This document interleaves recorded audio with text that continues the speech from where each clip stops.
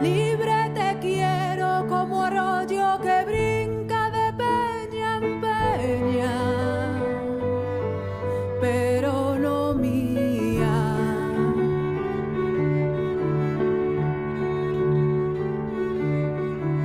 Grande te quiero como monte preñado de primavera, pero no mía.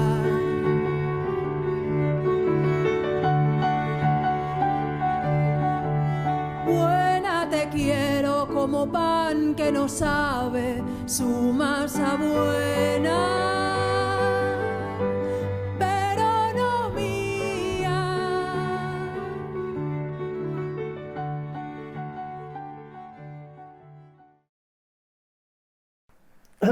Buenas, Octavio. Pues según he leído en una nota biográfica tuya, en 1936, al comenzar la guerra civil, tú tenías 8 años, ¿no? Y en esos momentos te encuentras en Aragón, en Fraga, con tus padres, como he podido ver en una fotografía.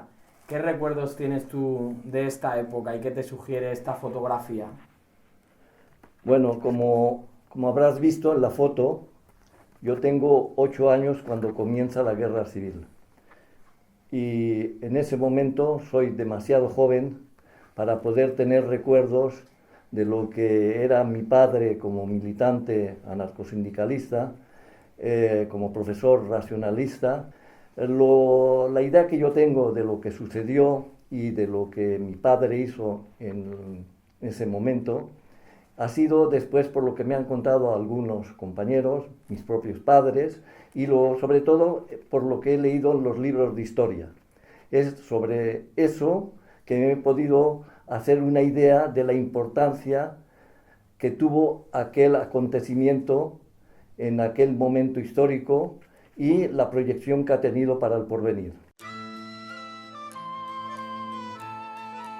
El anarquismo español entra en dos zonas muy diferenciadas. Por una parte, el anarquismo tendrá una fuerte implantación dentro de los medios obreros industrializados de Cataluña, pero paradójicamente el anarquismo también tendrá una gran implementación en zonas rurales españolas como podían ser los latifundios andaluces.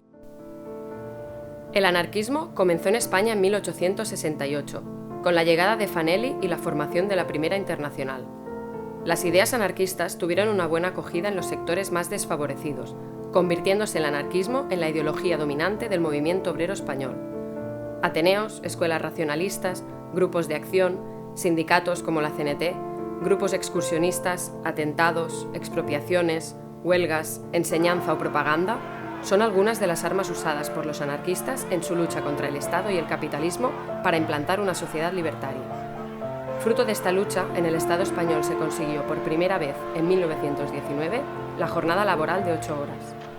Debido a esta victoria obrera, la patronal responderá durante los años 20 con la eliminación física de los principales sindicalistas de la CNT, hecho que desemboca en la llamada época del pistolerismo, donde los anarquistas de la CNT y los miembros del Sindicato Libre, pagados por la patronal, se enfrentan en las calles. La llegada de la dictadura de Primo de Rivera en 1923 supondrá la ilegalización de la CNT y el exilio para muchos anarquistas. Entonces, claro, durante la dictadura de Primo de Rivera parece exteriormente que no haya movimiento sindical, naturalmente la huelga obrera está súper prohibida, pero sí que hay una actividad y una ebullición cultural que nos hacen ver cómo se forma toda esta conciencia obrera que saldrá a la calle en 1936 delante del golpe del general Franco.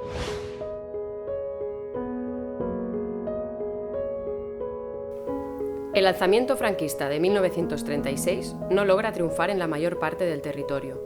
En Barcelona, los anarquistas encabezaron la lucha contra los militares sublevados. La derrota del alzamiento en Barcelona, a manos de los anarquistas de la CNT y del resto de organizaciones obreras como la UGT o el POUM, provoca un vacío de poder que es aprovechado por la clase trabajadora para iniciar un proceso revolucionario. Los comités revolucionarios no solo expropiaban las fábricas, no solo ponían en funcionamiento toda la economía catalana, no solo gestionaban el aprovisionamiento de una ciudad de Barcelona, sino que en su propia existencia, supliendo todas las funciones del Estado, eran capaces de encarnar ellos con su propia existencia la revolución social. A pesar del triunfo del franquismo y de los numerosos intentos de comunistas y gobiernos republicanos por boicotear la revolución, esta ha pasado a la historia por ser una de las experiencias más emancipadoras de los últimos tiempos, o lo que algunos han denominado la última revolución del siglo XX. Pero experimentan, quieren dar una lección al mundo, quieren enseñar que hay otra vía posible, que no es ni el comunismo soviético de dirección estatal ni el capitalismo americano. Quieren demostrar que hay una tercera vía, que sería la autogestión obrera. El Consejo de Aragón era un organismo realmente solo cenecista, que fue el que permitió las colectivizaciones y esas experiencias revolucionarias en Aragón. También en muchas zonas, en muchos pueblos, como en Fraga, hubieron experiencias pedagógicas muy interesantes con la formación de escuelas racionalistas. Y ahí está la experiencia, por ejemplo, de José Alberola, el padre de Octavio, que además él formó parte del sector radical de la CNT y tuvo determinados problemas con los comités superiores de la CNT. La entrada de la CNT en el gobierno republicano y en el gobierno de la Generalitat supuso la colaboración de los anarquistas con el resto de fuerzas antifascistas y la renuncia a gran parte de los cambios revolucionarios que se estaban produciendo en Cataluña y Aragón.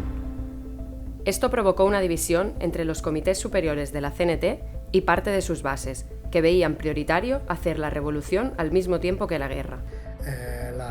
Realmente la experiencia aragonesa no fracasó por sí sola, no fracasó porque cayera en manos del fascismo, sino que fueron disueltas por las tropas estalinistas que sencillamente querían un Estado fuerte.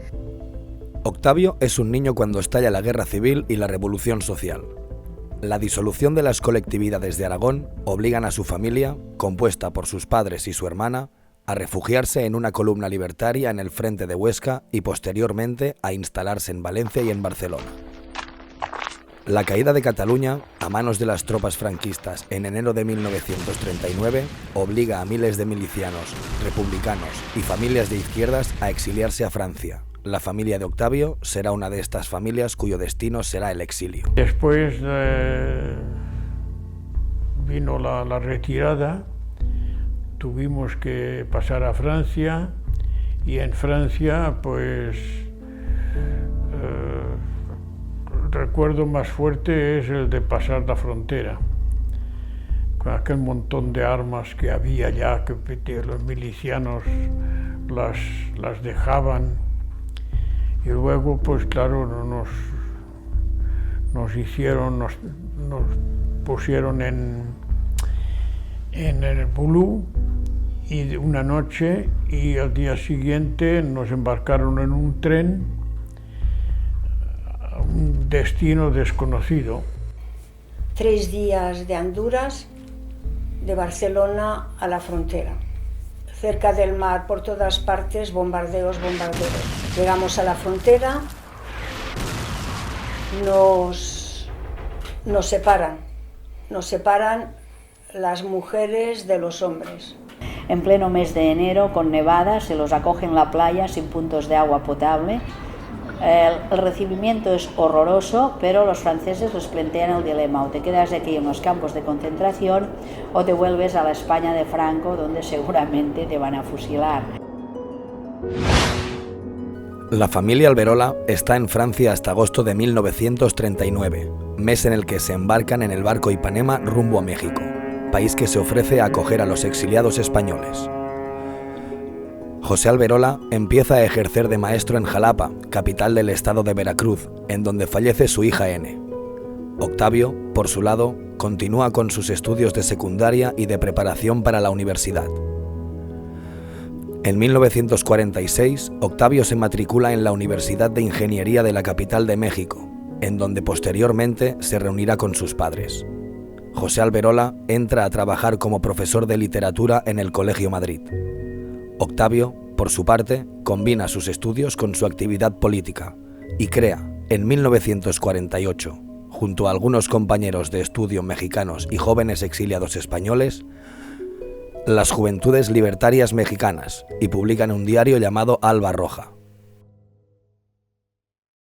decidimos a final del mes de septiembre editar y distribuir y pegar por los muros de la Ciudad de México un manifiesto denunciando la situación política y social que se vivía con el gobierno de Miguel Alemán, que era el presidente de la República en aquellos momentos, y recordando que había habido una revolución mexicana y que el pueblo no había sacado ningún beneficio de aquello.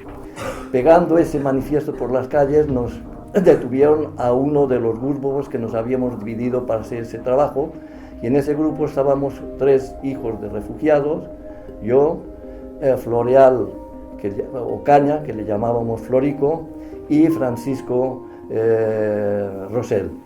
Y estaba un joven mexicano, estudiante, el que era con el que sacábamos Alba Roja, Manuel González Salazar. Y finalmente, al cabo de un mes, por órdenes del presidente, nos hicieron firmar un documento comprometiéndonos a no meternos más en la política mexicana y sino que seríamos extraditados a España. Nos pusieron libertad y durante ese tiempo pues estuve bastante aislado porque no me parecía bien, no compartía la opinión de los exilados y en particular de los libertarios de que los anarquistas no debíamos meternos en las políticas de los países donde estuviéramos. Yo consideraba lo contrario. En 1956, Octavio recupera la ilusión por el activismo político y empieza a colaborar en México con los exiliados cubanos, que están empezando a organizarse para preparar una guerrilla que actúe en Cuba contra la dictadura de Batista.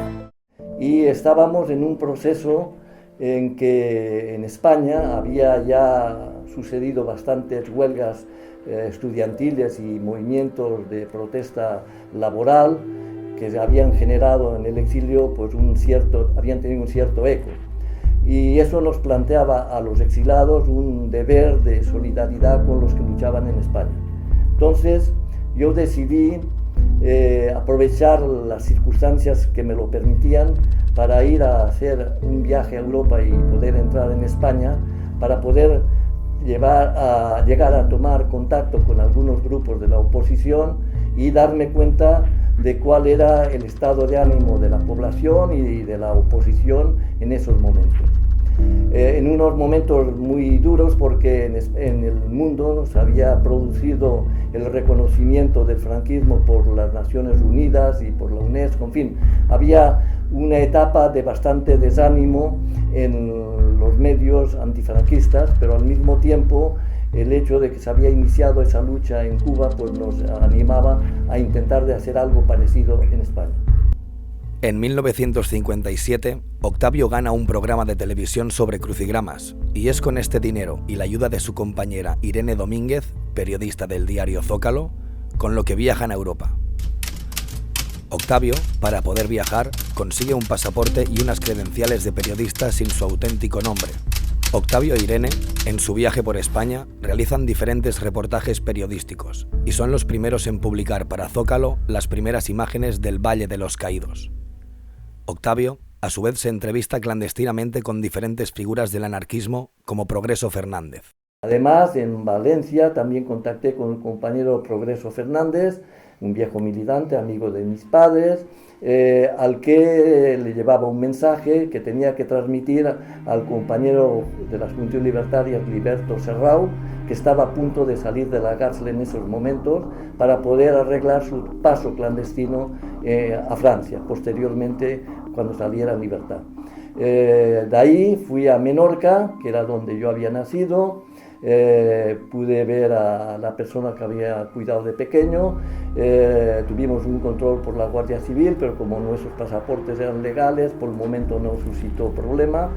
De ahí volví a Barcelona y de Barcelona ya pasé rápidamente a Olot para ver a la familia de mi madre, pero todo eso en un día, porque temíamos que que pudiera haber alguna consecuencia de mis entrevistas con los familiares, ¿no? Y efectivamente fue así. Una vez hemos logrado ya pasar a Francia, después, algunos días después, supimos que la Guardia Civil había ido a la casa donde había estado yo en Menorca, que habían registrado, que se habían llevado fotos mías de pequeño. En marzo de 1957, Octavio regresa a México, donde sigue colaborando con los revolucionarios cubanos y participa en actos de propaganda con una de las hermanas de Fidel Castro. Finalmente, los revolucionarios cubanos consiguen su objetivo y la dictadura de Batista es derrocada en enero de 1959. El triunfo de Fidel Castro y el comienzo de la llamada Revolución Cubana despertó un gran entusiasmo en los medios exilados no solo de México, sino de Francia y de otros países, y también inclusive en el interior de España, suscitando la creación de diferentes grupos que intentaban organizar en España una resistencia, si no la misma, pero similar a la que Fidel Castro había organizado en Cuba. En México, esa sensibilización hizo que bastantes jóvenes del exilio se decidieran a organizar lo que se llamó el Movimiento Español 1959. El Movimiento Español 1959 fue constituido en México por jóvenes exiliados españoles, con la intención de agrupar a todos los jóvenes exiliados independientemente de su militancia política. En su inicio participaron en él jóvenes republicanos, socialistas, anarquistas y comunistas. Dentro del movimiento se dieron conflictos entre las diferentes visiones estratégicas. Por un lado, los comunistas, que optaban por la política de reconciliación nacional y la huelga general pacífica, mientras otro sector se decantaba por la línea castrista de la lucha armada. Que poco a poco los que eran partidarios de una acción más directa nos separáramos, y de ahí que comenzábamos a hacer prácticas de guerrillas, y en esos grupos que se practicaban las guerrillas había socialistas, jóvenes republicanos y jóvenes libertarios. También en ese momento, a final del año 59, es cuando matan en España, que asesinan al Quico Sabaté. Eso provocó también una discusión con los del 59, porque ellos querían simplemente hacer una denuncia pacífica y nosotros pues quisimos proponer una acción. Intentamos quemar lo que era la embajada franquista, pero era una embajada oficiosa, si no tenía un estatuto legal. La muerte de Quico Sabaté conmocionó a la militancia anarquista, reforzando las corrientes reunificadoras de la CNT. En México, el conocido anarquista y exministro Juan García Oliver se puso en contacto con Octavio Alberola y ofreció su apoyo a los jóvenes libertarios para contribuir a la reunificación del movimiento libertario y potenciar la lucha armada contra el franquismo. Y el grupo se constituyó y fue juramento de los que lo integraron de que desde aquel momento el grupo Los Solidarios que nos llamábamos continuaría la lucha hasta el triunfo total de la clase trabajadora, hasta el triunfo de la revolución social, y que solamente la muerte podía irnos apartando de los demás. Fue así en ese momento, a finales del año 60, que García recibió una invitación para ir a Venezuela, porque un grupo de exilados de la CNT de Venezuela, que tenían contacto con gente de Acción Democrática y con la STB, el Sindicato de Trabajadores de Venezuela. La gestión con los venezolanos se quedó en vagas promesas de ayuda y solo permitió montar una emisora para transmitir propaganda libertaria hacia España, que, por no ser de una potencia suficiente, funcionó poco tiempo. En las reuniones en Venezuela, con Juan Pintado, secretario de coordinación de la CNT, se informó de que la CNT de Toulouse estaba preparando un atentado contra Franco en 1961 en San Sebastián. Octavio y su amigo Florico, ilusionados con la idea del atentado contra Franco, deciden sumarse a la preparación del atentado y se comprometen a participar en él. Finalmente, el atentado se paralizó debido a que en septiembre de 1961 se celebraba en Limoges un congreso de la CNT, donde se trataría el tema de la unificación y de la estrategia de lucha. Es por eso que en México, García Oliver y los demás compañeros nos reunimos y decidimos que era importante que alguno de nosotros participara en el congreso. Entonces yo me ofrecí a venir al congreso y fui nombrado delegado de la CNT exilada en México al congreso de Limoges de 1961. El Congreso de la CNT de 1961 en la ciudad de Limoges fue decisivo para sellar la reunificación de la CNT y del movimiento libertario español, que se había realizado ya en el interior de España, lo que permitió la asistencia al Congreso de una delegación del Comité de la CNT de España reunificada. La presencia de esta delegación fue decisiva para que en la sesión reservada del Congreso se aprobara una ponencia llamada de Defensa Interior. Esta proponía la constitución de un organismo secreto para reanudar la lucha armada contra el régimen franquista por considerarla necesaria en aquellos momentos. En una situación de un franquismo absolutamente todopoderoso, que realmente detiene cantidad de comités nacionales de la CNT, que hace imposible la existencia de una vida sindical, hay organizaciones como fue Defensa Interior, protagonizada entre otros por Octavio Alberola, Cipriano Mera, García Oliver, que intentaron sencillamente la existencia de una lucha revolucionaria en la España franquista. Antes de marchar a México, Octavio participa en varias reuniones para apoyar la creación de Defensa Interior. Participa en el Pleno de Toulouse de las Juventudes Libertarias, donde éstas deciden integrarse en la Comisión de Defensa a la espera de la creación Defensa Interior. Por otro lado, se entrevista con Liberto Serrao, que acaba de salir de prisión y está intentando crear el movimiento libertario de resistencia. Serrao le convence para que se vea con el embajador de Cuba en Francia y le consiga una entrevista con Fidel Castro en La Habana, para ver si Cuba hace efectiva la promesa de ayuda a la lucha contra Franco. Octavio mantiene una conversación con el embajador cubano en Francia, donde éste le promete un visado para entrevistarse con Fidel. Tras una semana de espera, el visado no llega, por lo que Octavio decide trasladarse a Madrid para entrevistarse con el Comité Nacional de la CNT y comunicarle la decisión de nombrar a García Oliver como su delegado en Defensa Interior.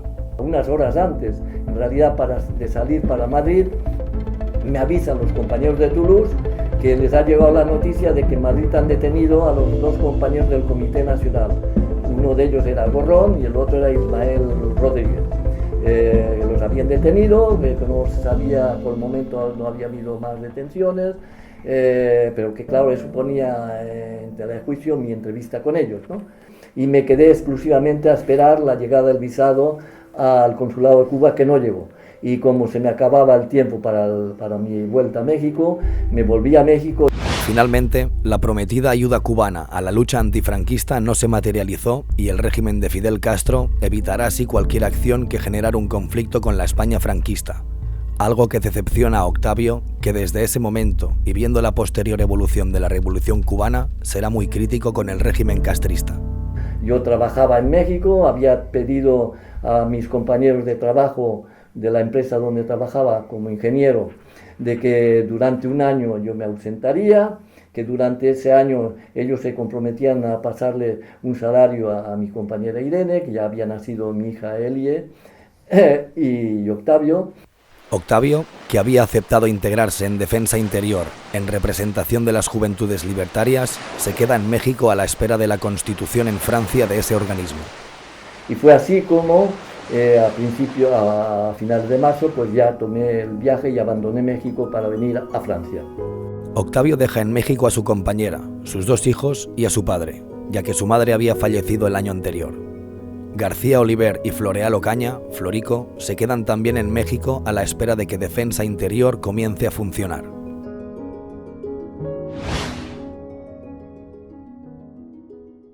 Comienzo la clandestinidad en ese momento, a finales del mes de marzo del 62, y en Toulouse nos reunimos con la Comisión de Defensa y con los miembros del DI que se habían nombrado, salvo García Oliver, que se había quedado en México. Entonces teníamos uno que llamábamos el mexicano, Octavio Alberola, que lo admirábamos sobre todo por el hecho de que él estaba en México y lo había abandonado todo para venir a Francia, a Europa, a meterse en la conspiración contra Franco. Mi padre, que había sido siempre también de la organización, ¿no? Y otros compañeros que teníamos allí también, que trabajaban en canteras, en aquella época, tenían algunas cosas que podían servir para explosionar algunas cositas, ¿no? Bueno, ya sabes, ¿no? Entonces podíamos facilitar cosas de esas y también, si en este caso, pues facilitamos también a través de amigos franceses que trabajaban en sitios adecuados, DNIs franceses, en fin, que podían servir también y tal, ¿no? En fin, y otras cosas. Dado que estábamos en un momento de apatía y de desespero y de desolación del exilio, porque Franco, pese a todo, seguía muy consolidado internacionalmente y no se veían perspectivas de cambio en España, de que había que comenzar con acciones de tipo simbólico que permitieran reactualizar el problema español, porque ya de España ya casi no se hablaba de nadie, además venían ya muchos millones de turistas y demás. El ritmo de la edificación crece sin cesar, los efectos del sol parecen acusarse sobre la propia fotografía. Un público cosmopolita afluye ininterrumpidamente y por calles y paseos deambulan gentes de todas las latitudes y trazas. Es moda andar por parejas y los perros, fieles imitadores del hombre, siguen la regla. Cuando vino el DI y que queríamos hacer una campaña de antiturismo, estábamos entusiasmados y los jóvenes de entonces, pues todos estábamos favorables al DI, yo como los demás. El primer trabajo que consistía en recuperar armas que habían de la resistencia francesa, las que habíamos traído nosotros, y poco a poco pues nos íbamos organizando. Octavio, en una reunión, dio lectura a una carta en la que García Oliver y él hacían un análisis de la situación del movimiento libertario español y exponían su visión sobre la línea estratégica a seguir por Defensa Interior para reactualizar la lucha contra el régimen franquista en tales circunstancias. Para conseguirlo, proponían que Defensa Interior funcionara en dos frentes, el de la propaganda y el de la lucha armada, que contemplaba acciones de hostigamiento contra las instituciones y símbolos franquistas y, al mismo tiempo, una acción capital contra Franco. El DI actúa a nivel político, se forma en Francia, entran en España y son realmente los herederos directos de este maquis anarquista, hijo de la Segunda Guerra Mundial, que venían armados con metralletas Stein, que sustituye a la antigua Star o las Astras de los anarquistas, pues ahora ya entrarán con metralletas Stein, con pequeñas bombas Lafayette, pues para hacer estos sabotajes, etc. Octavio quedó encargado además de la coordinación entre todos los miembros de Defensa Interior. Pero que lo fundamental, dada la situación también, era que al mismo tiempo que se hacían ese tipo de acciones, se intentara preparar un atentado contra Franco, que sería la única acción en la que se pondría en juego una vida humana. Los objetivos de la actuación armada de Defensa Interior eran las instituciones y los símbolos del franquismo, evitando hacer víctimas humanas, salvo en el caso de Franco, por ser el caudillo, un dictador que no había parado de firmar sentencias de muerte y dispuesto a seguir matando para perpetuarse en el poder. Lo fundamental entonces era reactualizar la lucha antifranquista, sacar al movimiento libertario del inmovilismo y potenciar su proyección revolucionaria de antes. Pese a ello, e inclusive antes de que se comenzara a poner en práctica lo acordado, Esgleas y Llansola se negaron a colaborar con Octavio y los demás miembros de Defensa Interior, lo que planteó, entonces en el seno de este organismo, el dilema de continuar sin ellos. Eso comenzó a llevarnos al convencimiento a los demás compañeros del DI de que nos tendríamos que encargar tanto de la acción de propaganda como de las acciones. Y fue así como comenzamos rápidamente, con la ayuda de los jóvenes libertarios, a organizar algunos grupos y a preparar algunas acciones de tipo simbólico. Estalló alguna bomba por España que por cierto nos llenó de alegría, ¿no?, al ver que por fin hacíamos ruido.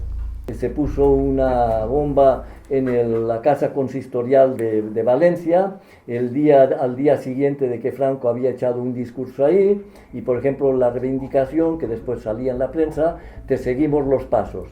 Después se puso otra en el Valle de los Caídos, en donde tenía que ponerse, y donde se puso finalmente la tumba de Franco, y que decían que funcionó bien, y que los compañeros que las hicieron todos pudieron volver sin problemas. Por esas acciones no había sido detenido a nadie todavía. En la del Valle de los Caídos le decía: ni en tu tumba podrás descansar tranquilo. El DI era una cosa de jóvenes. Aquí se vio claro que, aparte, unos hombres como Cipriano Mera, que ya tenía cierta edad, y pocos más, los demás eran todos jóvenes. Tras las diferencias con Llançola y Esgleas, el resto de miembros de Defensa Interior asumen la responsabilidad de iniciar la campaña de acciones contra los símbolos franquistas y de preparar un atentado contra Franco en San Sebastián, acción que deben preparar Octavio y Cipriano Mera con el apoyo de Acracio, Jimeno y García Oliver. Y al mismo tiempo se estaba preparando el atentado a Franco en San Sebastián. Defensa Interior sabe que Franco llega todos los años en agosto a San Sebastián en el yate Azor y se alojaba en el Palacio de Ayete. Conocer la fecha de la llegada era primordial para el éxito del atentado, ya que la duración de las pilas del mando del artefacto era de máximo 7 días, lo que obligaba a activar las del receptor, instalado en la carga de explosivos, por lo menos 2 días antes de la supuesta llegada de Franco. Y el problema es que Franco no llegó y comenzó a cundir el rumor de que este año Franco no viene a San Sebastián. García Oliver había llegado a París unos días antes, procedente de México, y había viajado en tren al sur de Francia para reunirse con Mera y Octavio en el camping de un compañero libertario no muy lejos de Bayona. A esa primera reunión acudieron al compañero Ángel Aranzáez y su compañera Julia Hermosilla, que habían participado activamente en los preparativos de esa acción. Los compañeros de España nos informaron pues que parecía que Franco no iba a venir, y el problema era qué hacemos con esa carga explosiva, veían 20 kilos, muy fuerte, que se habían puesto ya en la carretera. Se deja ahí que explosione un día y que pueda matar gente ahí, ¿qué hacemos? Y entonces se decidió esperar solamente 24 horas, nosotros nos fuimos a París, esperando a ver qué pasaba, y al día siguiente los compañeros que estaban en el Monte Igueldo hicieron explosionar porque no llegó nada, no había nada cambiado, y pudieron salir antes de que cerraran la frontera, tampoco pudieron detener a nadie de los que habían participado.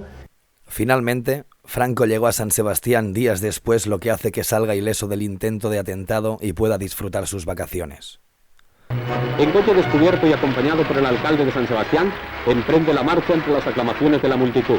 La comitiva atraviesa triunfalmente las calles de la ciudad donostiarra, en las que las muestras de fervor popular no cesaron en todo el trayecto, desde el puerto hasta la residencia oficial de Ayete.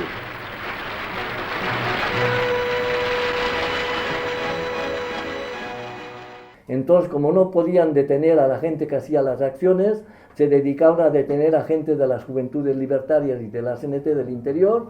Detuvieron a varios jóvenes de las Juventudes Libertarias de Barcelona, de Zaragoza, de Madrid y de otro lugar, yo no me acuerdo.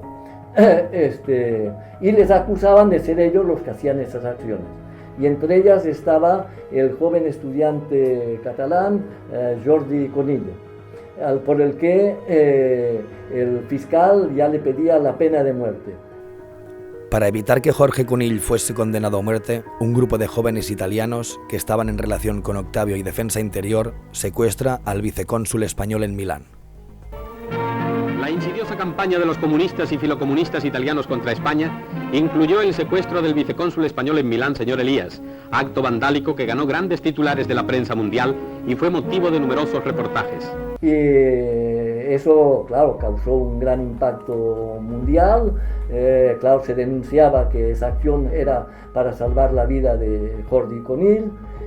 Intervino inclusive, esa acción obligó a que interviniera el cardenal Montini de Milán, que todavía no era papa, fue papa después, que envió un telegrama a Franco pidiéndole clemencia para Jordi Conill. Bueno, finalmente el régimen español echó marcha atrás y dijo que no se pediría la pena de muerte, y bueno, los juzgaron, pero les pusieron penas, pero no lo mataron. Esgleas y Llansola utilizaron las detenciones en España como pretexto para continuar su campaña de sabotaje contra Defensa Interior, con el objetivo de parar las acciones contra el franquismo y llevar al movimiento libertario español otra vez al inmovilismo. Y no hemos de olvidar que en el exilio ese enfrentamiento entre un anarquismo de Estado y un anarquismo revolucionario seguirá vigente, porque es inconcebible que Federica Montseny y su marido durante 20 años ocuparan los cargos remunerados y los cargos esenciales de dirección de la CNT. Muchos hablan con razón de la existencia de una monarquía de la CNT. Tras el fracaso de atentado contra Franco y frente al boicot del sector inmovilista de la CNT, García Oliver vuelve a México para intentar conseguir dinero para las acciones e intentar que la prometida ayuda venezolana se materialice. Y nosotros seguimos con los preparativos de otro atentado contra Franco en Madrid. Para eso ya había llegado de México Florico, que también sabía, Floreal Ocaña, que el que había sido detenido conmigo en el 48. La idea es intentar matar a Franco durante el trayecto que realiza entre el Palacio del Pardo y el Palacio de Oriente cuando recibe a los nuevos embajadores. El atentado consiste en poner la carga explosiva en el puente de los franceses y hacerla explosionar cuando pasara el coche de Franco.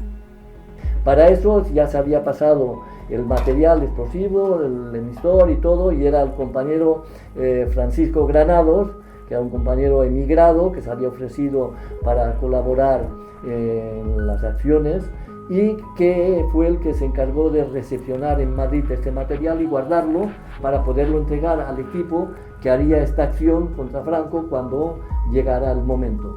Se acerca el mes de julio y la prensa no se hace eco de la llegada de ningún embajador a España, por lo que se decide posponer la acción para después de vacaciones, ya que en ese mes Franco marcha fuera de Madrid. En ese momento aparece un joven llamado Jacinto Guerrero, alias El Peque, que dice representar a un grupo libertario y se reúne con Cipriano Mera y Pascual para convencerles de que les dieran el material para la acción y su grupo se encargaría de llevarla a cabo. El Peque convence a Mera y Pascual y estos convencen a Octavio pasar el material al grupo de Guerrero. Para ello se convino un encuentro en Madrid con Granado para la entrega del material. El encuentro falla y Guerrero pide un nuevo encuentro, lo que obliga a Octavio a enviar a Madrid a Joaquín Delgado, que va con la misión de decirles a Granado y al enviado de Guerrero de volver a Francia, puesto que Franco se había marchado ya de Madrid. Delgado llega a Madrid y cumple su misión. Y fue así como se produjeron en esos momentos en Madrid dos explosiones, dos atentados, uno contra la jefatura de policía en la Puerta del Sol y otra explosión se hizo en la sede de los sindicatos verticales de Madrid. Estas acciones estaban previstas para finales del mes de agosto, en el caso de que durante el mes de julio no se produjera en Madrid otra acción. El problema, además, es que el grupo encargado de realizarlas las adelantó por considerar peligroso esperar más. Estas acciones funcionaron bien, ellos pudieron volver a Francia sin problema, pero la policía detuvo a Francisco Granados y con él a Joaquín Delgado. Años más tarde, se ha podido demostrar que Jacinto Guerrero El Peque era un colaborador de la policía y es posible que delatara a Delgado y Granado. En 2 semanas los detienen, los juzgan, los condenan y los ejecutan.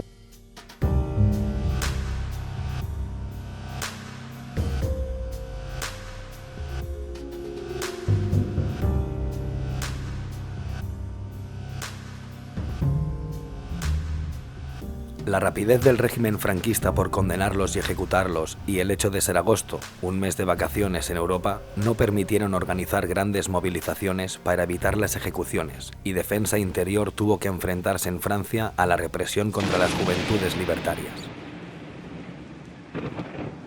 Las primeras detenciones fueron aquí en Perpiñán. Los 3 compañeros que se presentaron, porque eran los más implicados, y en casa en donde estábamos de vacaciones los habíamos acogido. José y Jordi Gonzalvo se tuvieron que presentar en tanto que acogedores de esa gente, los guardan. Con estas detenciones bajo la acusación de asociación de malhechores, el gobierno francés intenta presionar a la CNT en el exilio para que paralice las actividades que lleva a cabo Defensa Interior. Al mismo tiempo, se había convocado un congreso de la CNT para el mes de octubre del 63 en Toulouse, que el gobierno francés por primera vez había autorizado que se hiciera un congreso de la CNT en Toulouse, tan cerca de la frontera. ¿Y por qué aquí en Toulouse? Pues porque en Toulouse, Esgléas y Llançola es donde tenían más posibilidad de maniobrar el congreso para paralizar la acción. Unos días antes del comienzo del congreso, las autoridades francesas dejan en libertad, por razones médicas, a Cipriano Mera, que viaja a Toulouse con Octavio para exigir que Esgléas y Llançola expliquen en el Congreso las razones de su dimisión en Defensa Interior.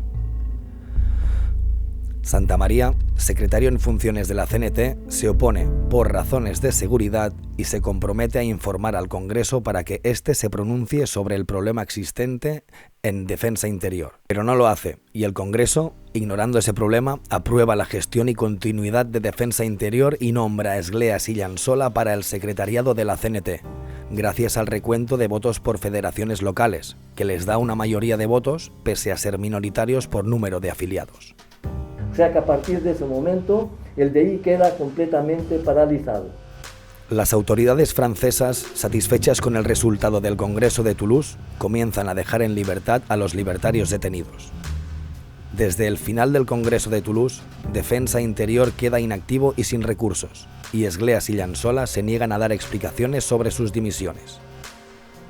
En este tiempo, las juventudes libertarias que también integran Defensa Interior intentan llevar a cabo algunas acciones y para ello deciden apoyar la propuesta de Carballo, un joven emigrado que militaba en las Juventudes Libertarias de Tours, que representa a un grupo libertario de Madrid que quiere hacer un atentado contra Franco en el Bernabéu durante la celebración de la Copa de España, que consistía en una bomba en su coche. Durante los preparativos de la acción en agosto de 1964, son detenidos Stuart Christie, un joven libertario inglés, y Fernando Carballo. Fernando Carballo, justamente tuve ocasión de conocerle cuando vino allí. Él vino emigrado, creo, no estaba refugiado, creo. No me recuerdo bien, pero creo que vino a trabajar, así que como emigrado, ¿no? Y se conectó muy pronto con los compañeros de la local allí de Tours y tal, ¿no? Y era un hombre muy inquieto y muy combativo, y en fin, echaba peste del franquismo y demás, ¿no? Al prolongarse la paralización de Defensa Interior, Octavio y sus compañeros hacen gestiones para que Irene y los 2 hijos de Octavio puedan establecerse en Francia y la situación de Octavio se pueda regularizar. Irene, Eli y el pequeño Octavio llegan a Francia a finales de 1964 y se encuentran con Octavio, pero al prolongarse la clandestinidad de Octavio regresan a México a finales de 1965. En esta situación de crisis interna del movimiento libertario llega el Congreso de Montpellier, que se celebra en julio de 1965. En el Congreso de Montpellier se habla del tema del cincopuntismo, el pacto entre la CNT y el franquismo para que ésta se integre en los sindicatos verticales, punto que es desaprobado por la mayoría de la militancia. Por otro lado, en este congreso, Esgléas y Llançola consiguen anular el acuerdo que permitió la creación de Defensa Interior. De esta manera, la CNT se desvincula de la lucha armada contra el franquismo. Como ese congreso acaba en una ruptura porque ya es ahí donde finalmente los egleístas y los inmovilistas se decidieron a anular los acuerdos de Delhi, porque ya como antes se les había aprobado, allí dijeron anularlos, ¿no? Entonces ya queda solamente la Juventud Libertarias, con algunos compañeros de la CNT, dispuestos para hacer la acción. Dispuestos a denunciar públicamente la maniobra cincopuntista, los jóvenes libertarios montan una acción que se desarrolla simultáneamente en Madrid y Roma. Para ello, Luis André Edo va a Madrid y da una conferencia de prensa clandestina, con la complicidad del corresponsal de la agencia de prensa Agencia France Press, y Octavio va a Roma, en donde pocos días después es secuestrado el consejero eclesiástico de la Embajada de España ante el Vaticano. Eso nos permitía, al mismo tiempo que denunciar la continuidad de la dictadura en España, la compromisión de la Iglesia Católica con el régimen franquista también. Durante la preparación del secuestro de Usía, Octavio conoce a Arián, una joven anarquista que a partir de ese momento se une a la lucha antifranquista y con la que compartirá militancia durante años. Monseñor Usía será liberado el 11 de mayo. Su secuestro es reivindicado por el Grupo 1 de Mayo, del que Octavio es uno de sus integrantes. El régimen franquista, 2 meses después, indultó a 2 de los jóvenes franceses que habían sido detenidos en España por acciones del DI en el año 62, a finales del año 62. O sea que veíamos que ese tipo de acciones internacionales que tenían repercusión, podían sacarse resultados prácticos para que la represión fuera menos dura y al mismo tiempo un eco de las ideas y antifranquista, ¿no? Entonces se decide preparar otra acción. Y esa otra acción era, porque en ese momento en España, Franco, para movilizar la opinión pública, reivindicaba Gibraltar como un territorio español, ¿no? Para dársela de muy patriota.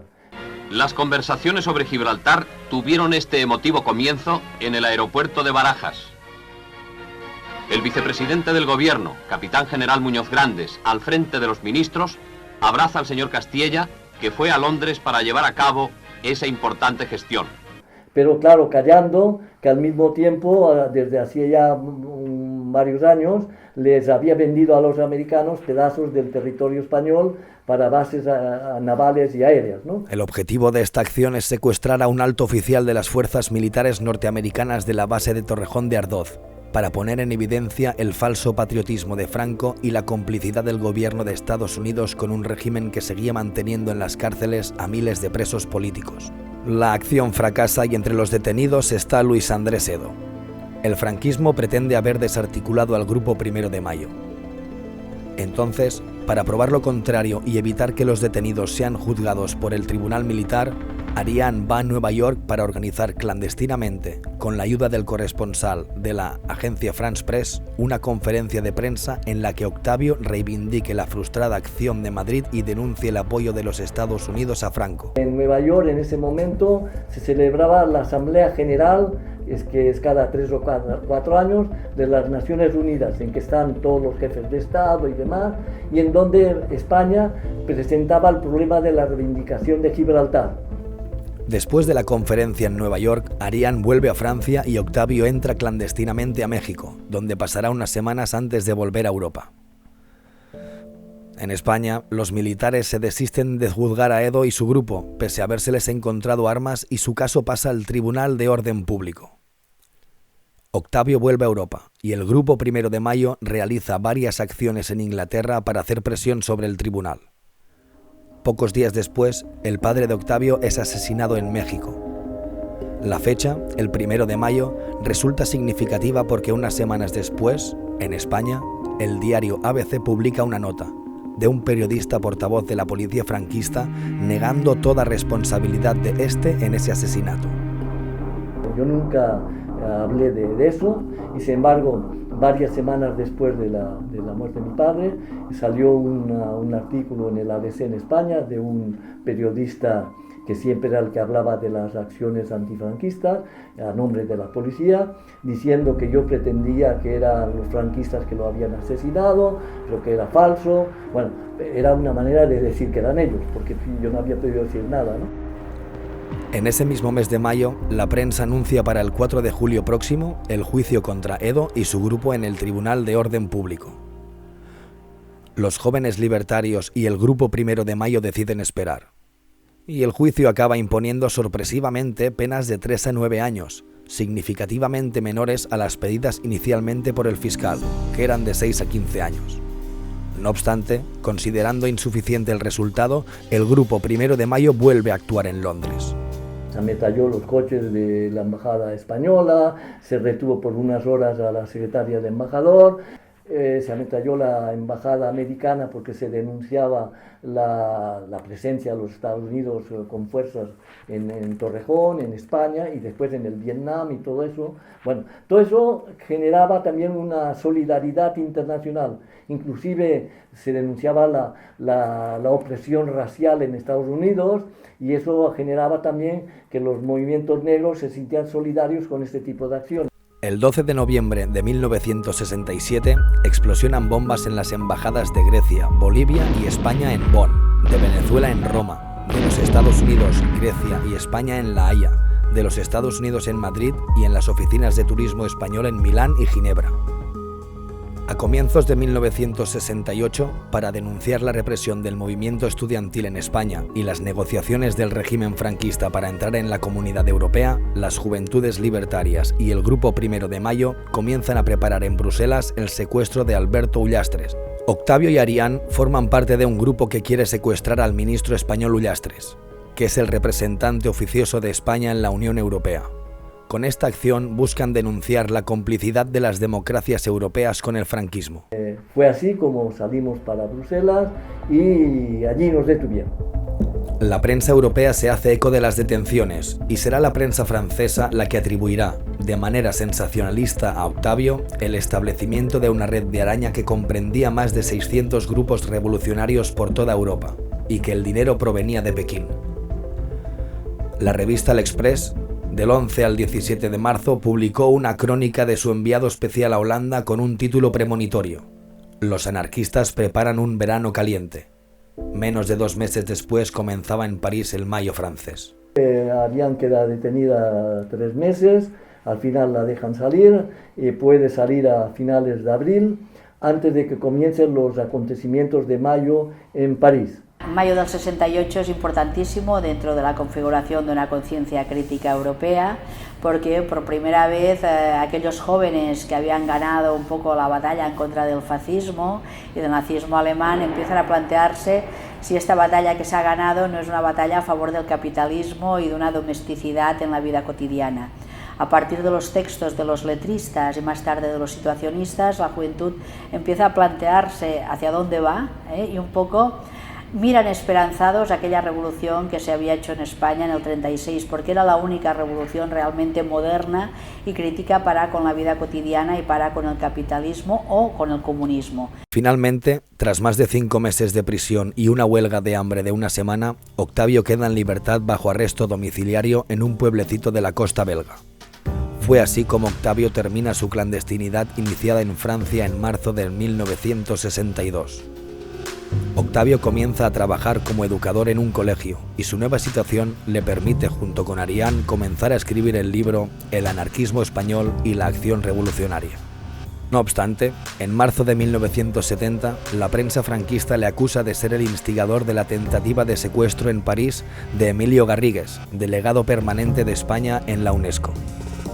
En 1971 y 1972, a la ocasión de 2 juicios en Inglaterra contra militantes de la Brigada de la Cólera, la prensa vuelve a vincular a Octavio con este grupo activista anarquista y, en 1973, es entrevistado clandestinamente en París por los realizadores de un documental sobre la Brigada de la Cólera para la BBC de Londres. Ese mismo año, la detención de Salvador Puig Antich el 25 de septiembre y al pedir el fiscal la pena de muerte para ese militante del MIL harán que la vida de Octavio vuelva a vincularse con la lucha armada antifranquista. En el 73 detienen en España a Salvador Puig Antich en relación con lo del MIL y algunos de los compañeros que se han podido escapar y venir a Francia pasan a Toulouse, van a ver a compañeros libertarios, piden ayuda para tratar de hacer algo, intentan hacer alguna acción, no pueden, van pasando los meses y finalmente convencen a Boticario de que, o el boticario que se ofrece, no sé, de venirme a ver a mí para que les ayude a hacer algo, ¿no? Y bueno, y me contacta, vienen y finalmente, bueno, acepto, me parece que era urgente. Octavio obtiene entonces una baja laboral sabática de 2 meses en el instituto donde trabajaba en Bélgica y entra clandestinamente en Francia, en donde se reúne con los compañeros de Toulouse y del Mil, que están tratando de organizar acciones para intentar evitar que Salvador Puig-Antich sea ejecutado, pues el fiscal ha pedido ya la pena de muerte para Salvador tras matar ETA al almirante Carrero Blanco el 20 de diciembre de 1973. El 17 de enero de 1974 son detenidos en un control de carretera en las cercanías de París 4 miembros armados de un grupo de jóvenes hispano-franceses cercanos al Mil constituido en Toulouse. Estas detenciones obligan a abandonar el plan de acción proyectado y a recomenzar la preparación de otro. 3 semanas después, el Consejo de Justicia Militar ratifica la pena de muerte a Salvador, que es ejecutado el 2 de marzo. Vengo clandestino y comenzamos a preparar y en eso me detienen en un metro de París. Ariane, al ver que Octavio no llega, avisa a su abogado, que logra confirmar la detención de Octavio y pasa la información al diario Le Monde, que lo anunciará al día siguiente en su edición. No pudiendo acusar a Octavio de entrada ilegal al llevar encima el pasaporte a su nombre, el ministro del Interior francés, Jacques Chirac, decide reenviar a Octavio a Bélgica, por encontrarse entonces Francia en un periodo electoral al haber fallecido 2 semanas antes el presidente Georges Pompidou. El gobierno belga no acepta y Chirac ordena entonces que Octavio sea conducido hasta la frontera y dejado libre en territorio belga. Yo llamo a mi abogado en Bélgica y él me dice, no te presentes, escóndete porque aquí te tienen que detener. Yo en lugar de esconderme me vuelvo clandestinamente a Francia porque teníamos un paso por la frontera, por Valenciennes, compañeros que vivían en la frontera, y vuelvo aquí y retomo el contacto con los compañeros y hacemos la acción. Y se secuestra al director del Banco de Bilbao. Pero ya para eso ya habían matado a Salvador. Sí. Pero claro, seguían pidiendo la pena de muerte para 2 de sus compañeros también. Además, aunque ya fuese tarde, había que hacerlo. Digamos, la gente más activa del movimiento anarquista, los de Defensa Interior del 1 de mayo, de los primeros de los 60, son los que después, cuando haya la caída del Mil, son los que nos ayudan. Poco puedo decir, yo solo que puedo estar agradecido por todo lo que hicieron gente como Octavio Alberola, como Luis Andrés Sedo y muchos otros, digamos, de gente que venía ya de la guerra, eran niños a lo mejor, pero gente que había estado siempre dentro del movimiento libertario, y entonces que hicieron actos de solidaridad y que colaboraron con nosotros y tal, ¿no? En cuanto a esto sí que puedo dar fe. El secuestro del director del Banco de Bilbao se produce el 3 de mayo. Es reivindicado por los grupos de acción revolucionaria internacionalista. Dura casi 2 semanas y el banquero es dejado libre tras tenerse la seguridad de que los detenidos del Mil no serán condenados a muerte. Al día siguiente son detenidos Octavio, Ariane y 7 compañeros y compañeras más. Son los únicos detenidos. Se les acusa de complicidad en el secuestro, pero sin poderlos relacionar directamente con los autores materiales que no serán descubiertos. En Barcelona fue detenido unas semanas después Luis André Edo por haber reivindicado la acción a nombre de un comité libertario antirrepresivo. Detienen a 11. Van dejando a unos a otros en libertad provisional. Total, que quedamos en libertad provisional a la espera de un juicio criminal, puesto que es un secuestro, o sea que corremos muchos años, ¿no? Y pocos meses después, pues ya muere Franco. Tras la muerte de Franco, se inicia en el Estado español la denominada transición. Octavio se encuentra bajo arresto domiciliario en Francia, sin poder salir de París, por lo que no se implicará activamente en la reconstrucción de la CNT. En un primer momento, la CNT renace y el movimiento libertario es capaz de movilizar a cientos de miles de personas contra los pactos de la Moncloa y contra el continuismo que representaba la transición.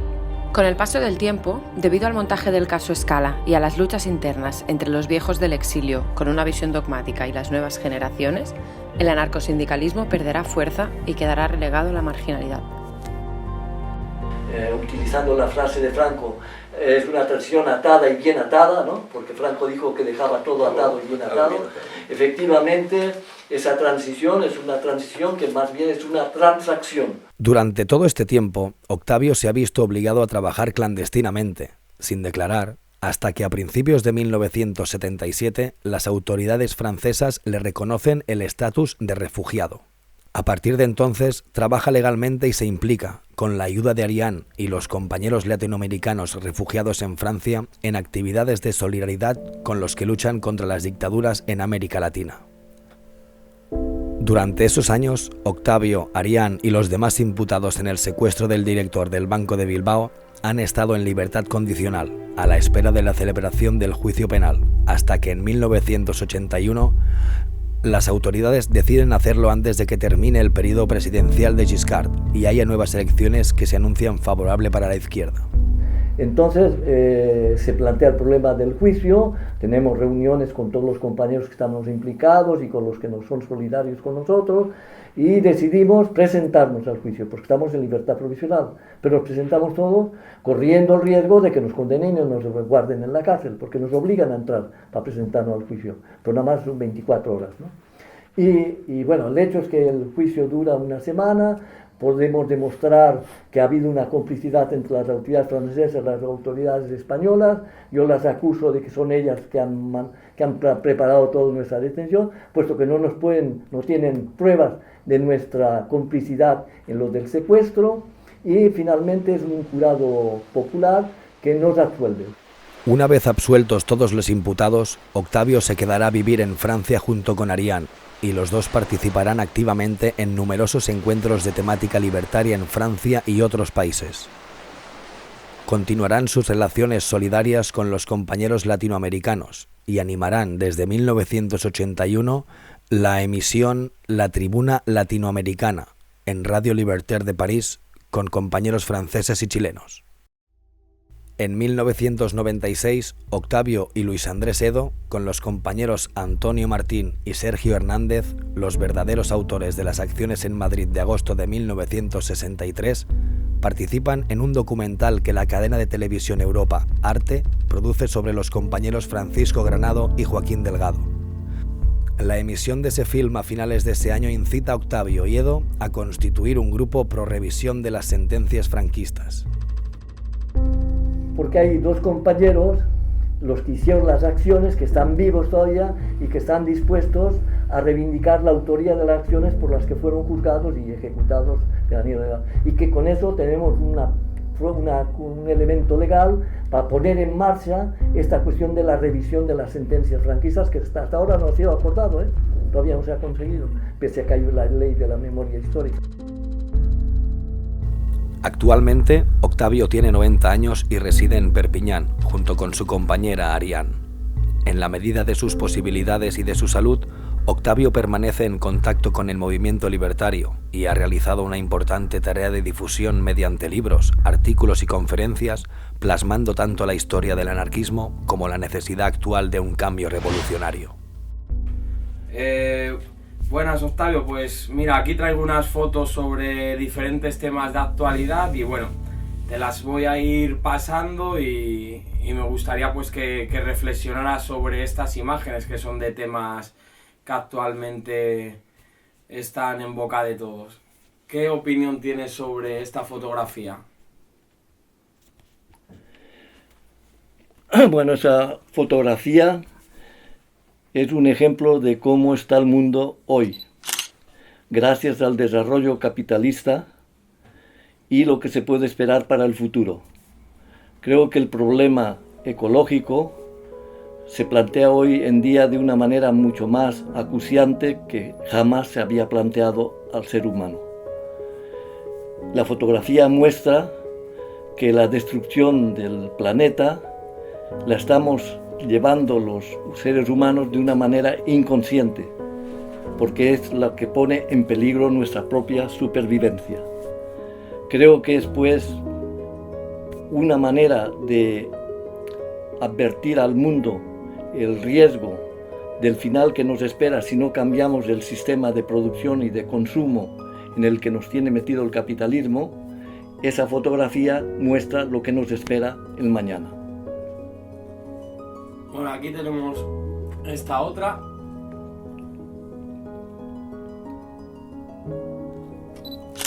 Sí, también esta es otra de los graves problemas que tenemos que enfrentar hoy en día gracias al funcionamiento de este sistema en el que el capitalismo nos ha metido, que es el problema de que millones de seres humanos se ven obligados a abandonar sus tierras, a emigrar al mundo llamado desarrollado para poder sobrevivir.